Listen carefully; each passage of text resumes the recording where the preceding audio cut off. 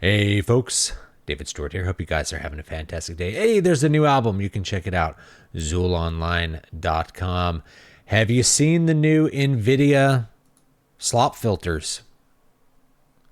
New DLSS 5 is basically an AI filter that makes things look more AI. It's replacing the graphics really with more detailed graphics. We'll take a look at it in a minute.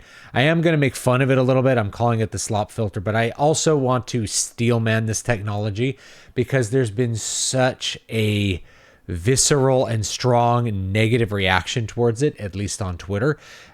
Whenever there's a new AI technology, there's often a lot of backlash towards it or negative opinions about it because there's a lot of people who have a vested interest in their work, right? So if you're looking at something that just makes the games look better, it upscales the texture, replaces their faces, then it's like, well, an artist made that face and you're just replacing his art. It's like an offense against the artist. And that can be true from one angle, but from another angle, the artist could design the art with the tool in mind. So in the future, they could design something with DLSS 5 in mind. So they're generating something that's lower texture quality, maybe lower polygon quality, and knowing that the AI filter is going to kind of pump it up and give it a certain look. My complaint about the way that it's being iterated right now is that it looks AI. It has that AI look, and you'll see it in just a minute. But my steelman for it, actually, let's look at it first, and then I'll give you the steelman argument for it. So here it is, DLSS 5. We have, I think this is Resident Evil. Notice that her face just gets replaced with a different face, right? It's not like they improved the lighting. They keep talking about lighting and stuff like that. But in this case, the face is just replaced with a different face. It's just not the same face at all. Same thing here. Look how many extra wrinkles she has. Those textures weren't there. The artist didn't draw those wrinkles. Same thing here. He's just going to have a different face, different contours to the nose. Yeah, the lighting is better. The lighting is more realistic. Look at her. She's going to gain about 15 years. It's an old filter. Now she looks older. More realistic for sure, but different is the main thing, is that it does look more photorealistic, but it also just doesn't look different. Now, this guy's race is going to change. This is really funny. Boom. You know? And then there's going to be something weird here. Like, see how his neck is very unnatural? And then you're kind of pasting a more photorealistic face on it. And then in the moments, it'll change.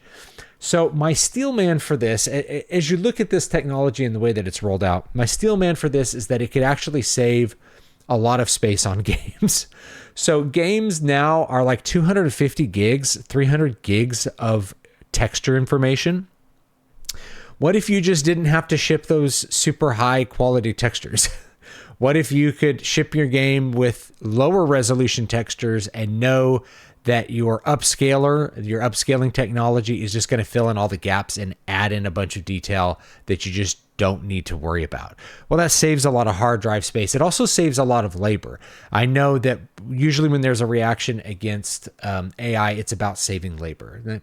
People who do the labor don't want their labor saved because they want their labor to be valuable. But a smaller team working with a more cohesive vision, using technology to do more work, that can produce a good result in a lot of cases. Generally, I feel like smaller teams they just make better games. The bigger the team gets and the more you have to farm out every little piece of it, the more things that can go wrong, and the more kind of sloppy the total execution gets, the more kind of gray goo the game becomes. So there's advantages, I think, that could be used for this technology, and a big one would be saving textures. The other thing you have to think about is applying this to older technology. Think about all the time that people spend downloading super high resolution textures for Skyrim, just as an example. But that's like the most modded game that I can think of, and people will spend hours modding the visual presentation of Skyrim. What if your live AI filter could just do all that? What if you could just turn that on in a control panel so that all the textures get upscaled into something super duper sharp, something very high resolution, something more realistic. Not just like a higher resolution of the bark, but like a better looking bark on the tree. Not just a higher resolution of the stone, but a better texture of the stone, because the AI is able to do that. Instead of replacing every face and having eyes get bugged out, the AI just replaces the faces with better faces. Now, that would be a lot easier. That would be make modding and updating graphics for games that are intended to be photorealistic a whole lot easier. The downside of that is that you are less precise. You are, by definition, going to be less precise with your art. So if an artist is designing a face to look a certain way, then the filter is possibly going to be working against that face, at least for what we've seen now. Because one of the first faces we saw in this little presentation was this Resident Evil face, and she went from that to that. Like, this is not the same face. This is just a different face. Some of the contours are the same, but this is much smoother. In a lot of ways, it's more youthful looking. She looks more real here, but she also gained bags under the eyes. And so if an artist is pursuing a more idealized vision of a person, for instance, this photorealistic person may not be what they designed. You also have an issue where if the filter is doing this live, then depending on the circumstances, an NPC could have a different face in every scene, because the upscaling filter could interpret the lighting and interpret the facial features a little bit different every time that person comes on screen. So you see the NPCs like, is that the same NPC I saw before? Or is this like a generic looking face? What's really going on? You also have this issue where the faces, for instance, like what we're seeing here is a lot of faces. The faces have a much more photorealistic look. This is Starfield, which is a Bethesda game. So being able to, instead of mod it, you can just turn on the filter and then it just makes the faces better. The animations are not the same level. So you're trying to make the whole game to a certain level, like animation as high quality as you can make it, textures and faces and models and gameplay. And so you have these photorealistic faces, but the animations on them, the animations of how they move, are still very game-like. And you can see that, I think, with the two. Certainly you can see it with the soccer, even though these are good soccer animations. A steel frame looks like it could be a photograph, but as soon as you see it in motion, there's an awkward game motion to what's going on that is not quite right. It's a little bit uncanny valley. So while some things look better, they also look more uncanny, right? Like the animations are still like game motion capture kind of animations, and they're just a little bit in that uncanny valley. So things just kind of mismatch. In general, I have a more positive outlook on this technology than a lot of people as far as the artistry of it, because people want to mod their game. So this is just a way of modding the game. You don't have to implement it if you don't like it. And game developers don't have to implement it in their games if they don't want to. But if they want to, then they can. If they feel like that's an easy way to update their games or give the consumers the option, they can do that. The last thing I'll say, I always say that and then I say like four more things, but what really came to mind with this too is that it's kind of moot to be debating this. And the reason is because they were demoing it on two 5090 cards. So are you going to be able to use this technology in the near future cheaply? Probably not, right? You're going to have to pay thousands of dollars because RAM is through the roof, video cards are through the roof. Motherboards are probably more reasonable now, but you're going to be spending $5,000 to $10,000 on a rig capable of doing this, which means that us debating over whether it should be done at all is kind of moot because most people can't afford to do it. What may happen is it may be like a server side thing. This may be more of that push towards you're renting your compute rather than owning your own computer.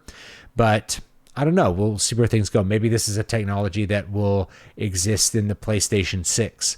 And I don't know if they're going to make another Xbox, but whatever the next generation of consoles are, this would be a technology that would exist in them to push things more into the photorealistic realm, which has been a drive for graphics for a very long time.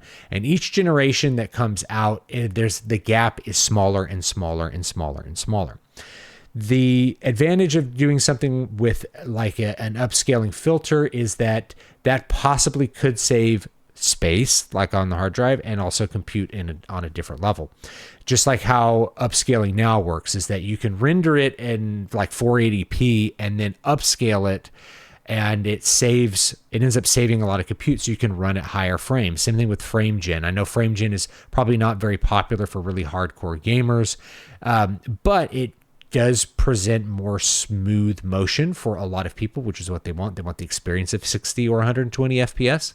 And so frame gen can allow them to achieve that. So that might be the next generation of things, is that rather than having to use all this compute power to render all these polygons and have these extremely super high density textures in order to achieve a photorealistic look, instead what we're going to do is have things be at a lower level, maybe like a PS4 level in terms of the rendering quality or the data that's there. And maybe you wouldn't even have to do all this ray tracing.